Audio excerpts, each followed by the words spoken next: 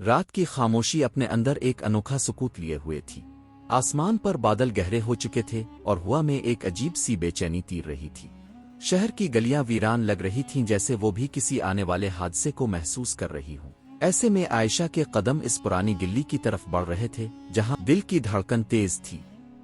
ہر قدم کے ساتھ بے شمار سوال ذہن پر دستک دے رہے تھے۔ آخر حسن نے کیوں کہا کہ یہ ہماری آخری ملاقات ہوگی؟ یہ سوال عائشہ کے دل کو چیر رہا تھا۔ عائشہ نے اپنے دل کو سمجھانے کی کوشش کی، شاید وہ مذاق کر رہا ہو، پھر کوئی سرپرائز دینا چاہتا ہو، مگر حسن کبھی بھی ایسی باتیں مذاق میں نہیں کرتا تھا۔ اس کی آنکھوں میں ہمیشہ سنجیدگی اور الفاظ میں ایک عجیب سی گہرائی ہوتی تھی۔ وہ پرانے برگد کے درخت کے قریب پہنچی، وہی جگہ جہاں دونوں اکثر ملا کرتے تھے، مگر آج فضا مختلف تھی، خاموش، سنسان اور بھاری۔ دور سے قدموں کی چاپ سنائی دی۔ عائشہ نے پلٹ کر دیکھا۔ حسن آہستہ آہستہ اس کی طرف بڑھ رہا تھا۔ اس کے قدم بوجھل لگ رہے تھے اور آنکھوں میں ایک ایسا دکھ چھپا تھا جسے الفاظ میں بیان کرنا آسان نہ تھا۔ حسن، عائشہ نے دھیرے سے پکارا۔ وہ رک گیا، اس کی آنکھوں میں نمی جھلکنے لگی۔ عائشہ، آج کی ملاقات شاید ہماری آخری ملاقات ہے۔ یہ الفاظ عائشہ کے کانوں میں بجلی بن کر گرے۔ اس کے وجود نے جیسے سانس لینا بھول دیا۔ یہ کیا کہہ رہے ہو حسن؟ آخری ملاقات؟ کیوں؟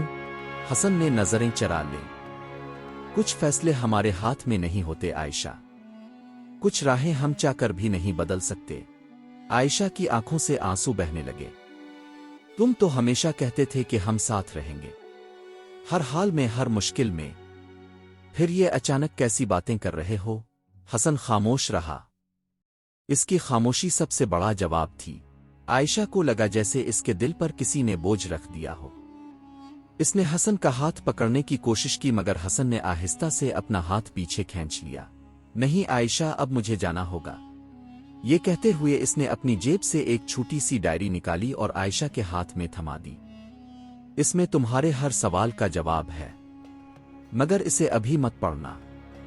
جب میں تم سے دور چلا جاؤں تب اسے کھولنا۔ عائشہ نے کانپتی ہوئی آواز میں کہا۔ حسن، یہ سب کیا ہے؟ تم مجھے یوں کیوں چھوڑ رہے ہو؟ حسن نے آخری بار اس کی طرف دیکھا۔ اس کی آنکھوں میں ایک عجب چمک تھی، جیسے وہ سب کچھ کہنا چاہتا ہو مگر الفاظ گلے میں اٹک گئے ہوں۔ اس نے رخ موڑ لیا اور اندھیرے میں گم ہو گیا۔ عائشہ وہیں کھڑی رہ گئی۔ اس کے ہاتھ میں ڈائری تھی اور دل میں ہزار سوال۔ رات اور بھی سنسان لگنے لگی۔ ہوا نے زور سے چلنا شروع کیا، جیسے کائنات بھی اس جدائی پر نوحہ پڑ رہی ہو۔ رات گزر گئی مگر عائشہ کی آنکھوں سے نیند کوسوں دور رہی۔ کمرے کی خاموشی میں وہ بار بار اس ڈائری کو گھورتی رہی جو حسن نے اسے دی تھی۔ دل چاہ رہا تھا کہ فوراً کھول کر دیکھے، مگر حسن کے الفاظ یاد آ گئے۔ ابھی مت پڑھنا، جب میں دور چلا جاؤں تب اسے کھولنا۔ رات گزر گئی مگر عائشہ کی آنکھوں سے نیند کوسوں دور رہی۔ صبح ہوتے ہی وہ اپنے والدین کے ساتھ ناشتے کی میز پر بیٹھی، مگر اس کا دل اور دماغ کہیں اور تھے۔ ماں نے محسوس کیا۔ عائشہ بیٹی، خیریت ہے؟ تم بہت پریشان لگ رہی ہو۔ عائشہ نے ہلکی مسکراہٹ کے ساتھ کہا۔ جی امی، سب ٹھیک ہے، بس نیند پوری نہیں ہوئی۔ وہ جانتی تھی کہ اگر اس نے اپنی ماں کو سچ بتایا تو وہ اور پریشان ہو جائیں گی، لیکن اس کے دل میں بے چینی بڑھتی جا رہی تھی۔ دوپہر کو وہ کمرے میں اکیلی بیٹھی تھی، ڈائری اس کے سامنے رکھی تھی۔ دل نے کہا، کھول کر دیکھ لو، شاید حقیقت سامنے آ جائے، مگر پھر حسن کا وعدہ یاد آیا اور اس نے ڈائری بند ہی رکھی۔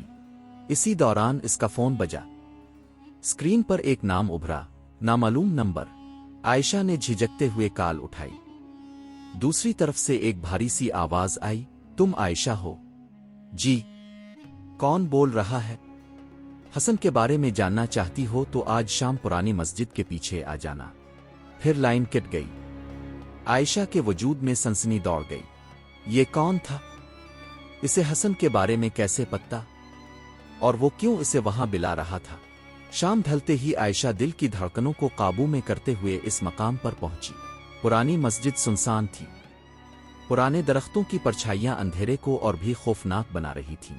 وہاں پہنچ کر اس نے ادھر ادھر نظریں دوڑائیں۔ اچانک پیچھے سے کسی نے کہا، تم عائشہ ہو نا؟ وہ گھبرا کر پلٹی۔ एक उधेड़ उम्र आदमी खड़ा था, चेहरे पर उदासी और आंखों में अजीब सी सख्ती। जी, आप कौन?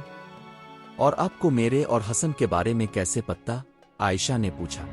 आदमी ने गहरी सांस ली। बेटी, हसन ने जो तुम्हें डायरी दी है, इसमें वो सब कुछ लिखा है जो तुम्हें जानना चाहिए। लेकिन मैं तुम्हें एक बात आज ही बताना चाहता हूं।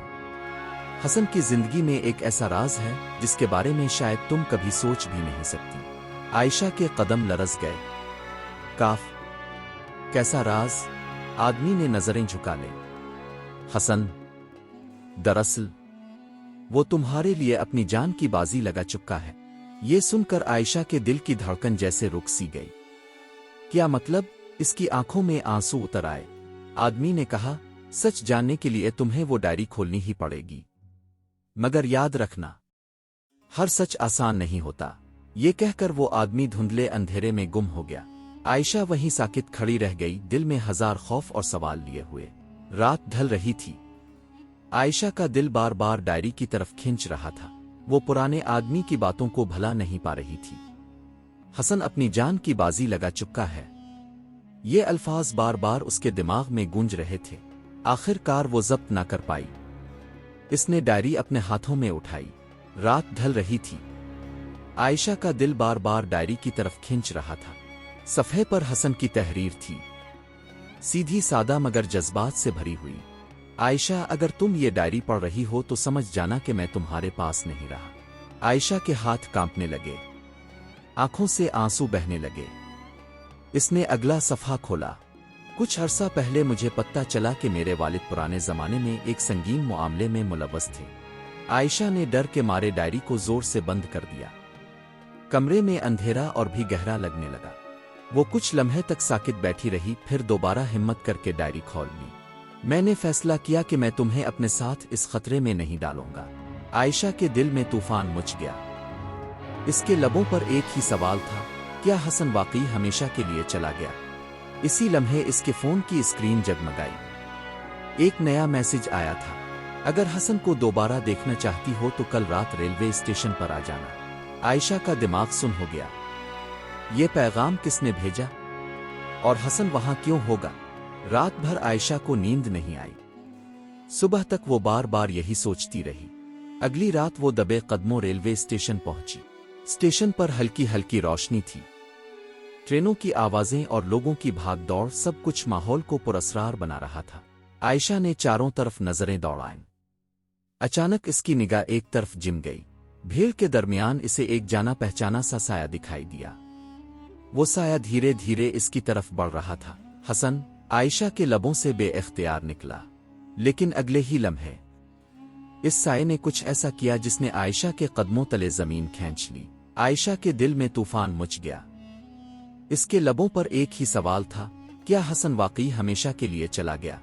रेलवे स्टेशन की हलचल के बीच आयशा की निगाहें इसी साये पर जिम गईं। दिल की धड़कनें तेज थीं, हाथ पसीने से भीग रहे थे। वो साया करीब आया और रोशनी में चेहरा साफ हुआ। ये हसन ही था। आयशा की आंखों में आंसू आ गए। हसन, तुम जिंदा हो। मैंने सोचा तुम हमेशा के लिए मुझे छोड़ गए। रेलवे स्टेशन की हलचल के बीच आयशा की निगाहें इसी साये पर जिम गईं। दिल की धड़कनें तेज थीं, हाथ पसीने से भीग रहे थे। वो जल्दी से बोला, आयशा, तुम्हें यहां नहीं आना चाहिए था। ये जगह तुम्हारे लिए महफूज नहीं है। आयशा ने रोते हुए कहा, क्यों? तुमने मुझसे सब कुछ क्यों छुपाया? तुम्हारा ये दूर जाना, ये सब क्या है? हसन ने गहरी सांस ली। मैंने तुम्हें खतरे से बचाने के लिए ये सब किया। वो लोग मेरे पीछे हैं जिनसे मेरे वालिद ने सालों पहले दुश्मनी मोड़ ली थी। उन्होंने मुझे धमकी दी थी कि अगर मैं तुमसे मिला और तुम्हें अपनी जिंदगी में रखा तो वो तुम्हें नुकसान पहुंचाएंगे। ये सुनकर आयशा के आंसू और तेज हो गए।